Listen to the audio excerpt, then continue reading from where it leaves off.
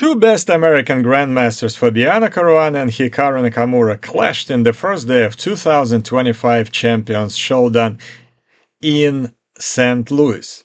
This was a blitz game, in which both players promoted their pawns to a queen. Not something that happens every game. Let's take a look at the game.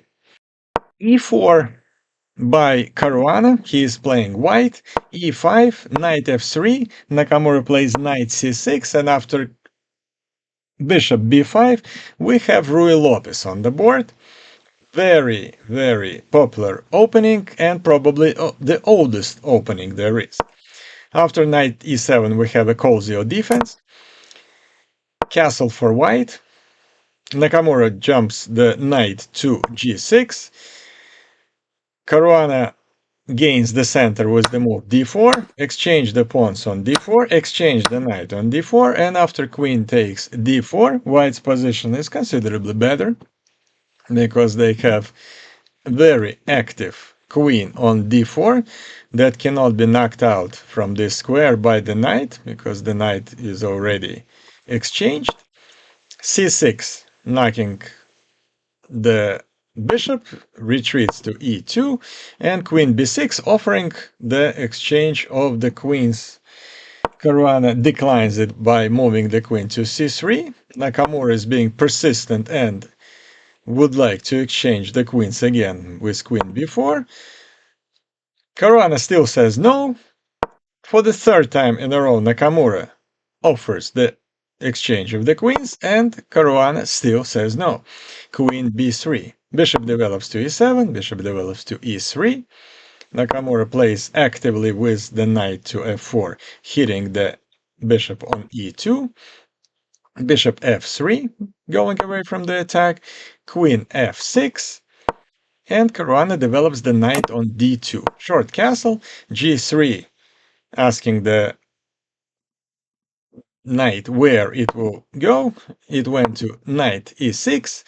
Bishop comes back to g2 with the idea to possibly play f4 in the near future. Knight c5, attacking the queen.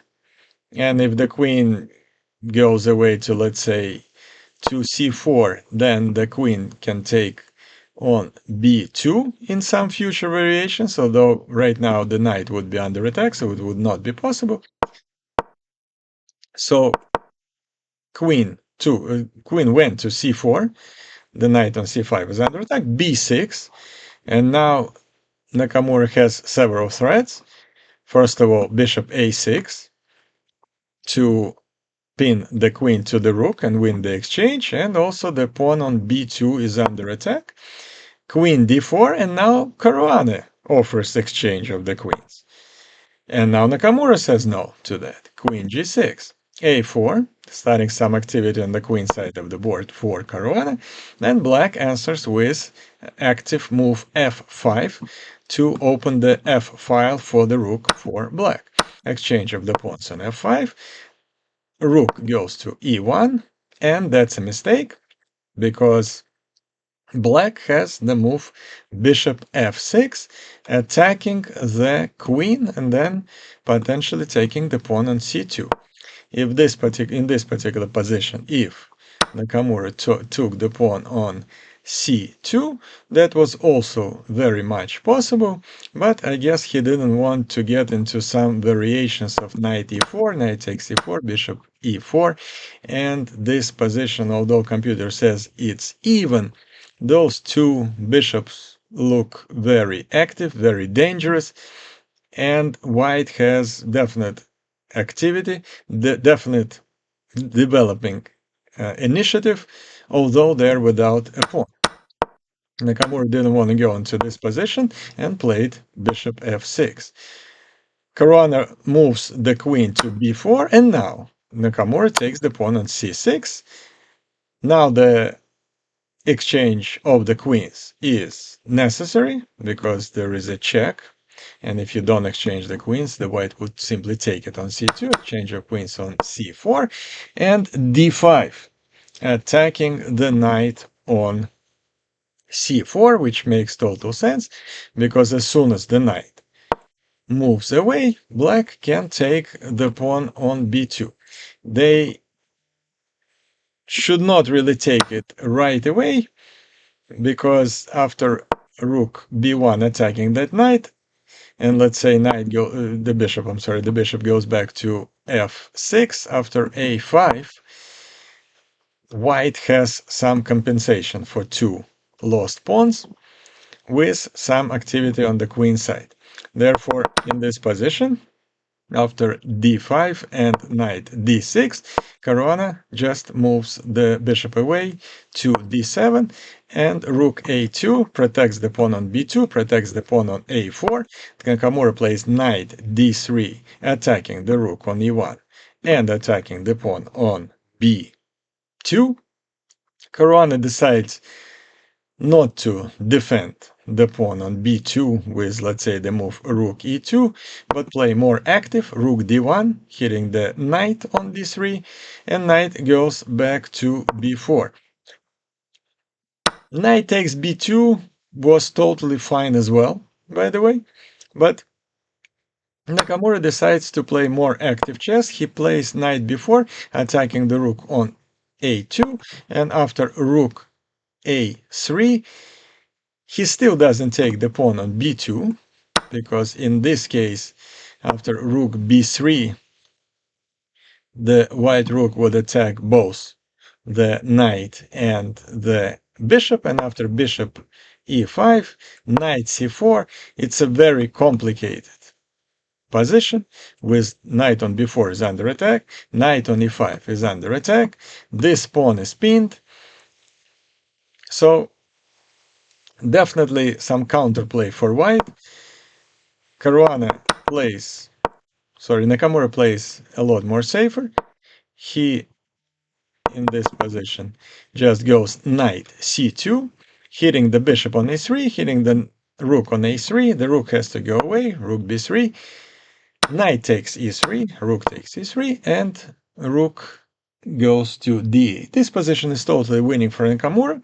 For the black, they have an extra pawn, they have two bishops, they have everything to win this game. But again, a reminder, this is a blitz game, and Caruana is one of the best in the world in difficult positions. He finds ways to actually continue the games and create problems for his opponent. And he starts attack on the queen side of the board with the move b4, bishop g4, attacking the rook, f3, blocking the bishop. Now, here is important point, that the knight on d6 was also under attack. So just retreating the rook was not an option. f3 is the only move, because that attacks the bishop. Bishop just goes away to h5, knight returns to a5, and exchange of the rooks on e8 and b5. A very instructional move. You want to challenge black pawn that supports the pawn on d5. So now after, let's say, taking on b5, take on b5, the pawn on d5 becomes weak, and white has chances to draw this game. Bishop g6, attacking the knight goes to d6, hitting the rook on e8, rook e6, now attacking the knight goes to the corner of the board, to the square c8, where it can capture the pawn on a7. Here black had to make a decision how to proceed in this position, and Nakamura decides to sacrifice an exchange, but he wanted to create pass pawns. So d4, he starts f4 and c5. So Nakamura creates two passing pawns, sacrificing an exchange after bishop d5, pinning the rook. Bishop f7, bishop takes e6, bishop takes c6, the knight is under attack, and the knight takes the pawn on a7. And Nakamura starts marching with the pawns c and d. a5 for white, and now after, if black takes on a5, then the pawn b would be going to promotion on the square b8. Therefore, Nakamura doesn't pay attention to that and continues with marching his pawns d3, knight c6, c3. Now the rook cannot stop 2 pawns, but thankfully for Caruana, he has his own pawn that would promote. He takes the pawn on b6, c2, attacking the rook moves away to f1 and d2, and now we have 2 pawns, and one of them is going to promote in the next move, but white has the same counter chances with the move b7. Here Nakamura was thinking for 2-3 seconds which pawn to promote, and promoted the correct pawn, d1. If he played c1, that actually would lead to a draw, believe it or not, but d1 was correct. So he plays d1 and promotes to a queen, but allows Caruana to promote on b8 with the queen and with the check. Not often in the Grandmaster games we can see 2 promotions in the same game, one move after another. First black and then white. So it's a check. King has to move away to f7, queen c7 check, and the king marches to the center of the board with king g6 for Nakamura, knight e5, another check from Caruana, exchange of the pieces on e5, and here Nakamura, you can say, sacrifices the queen of f1, although it's a very logical move, because on the next one he will promote another pawn to a queen. Now it's an interesting point that in this position you cannot just promote your c-pawn and have 2 queens on the board, as fun as it would look, because Caruana would take the bishop on e6 with the check, king h5 the only move, queen f5 and another only move, king h6, and queen g5 checkmate. Therefore you can't promote a c-pawn to a queen. Nakamura absolutely correctly sees it and captures the rook on f1 with the check, king takes f1, and another pawn is getting promoted. So we have 3 promotions in the same game. King f2, now there is a series of checks. Nakamura is checking the white king. Caruana runs to the center with the king, and the checks continue, queen c4.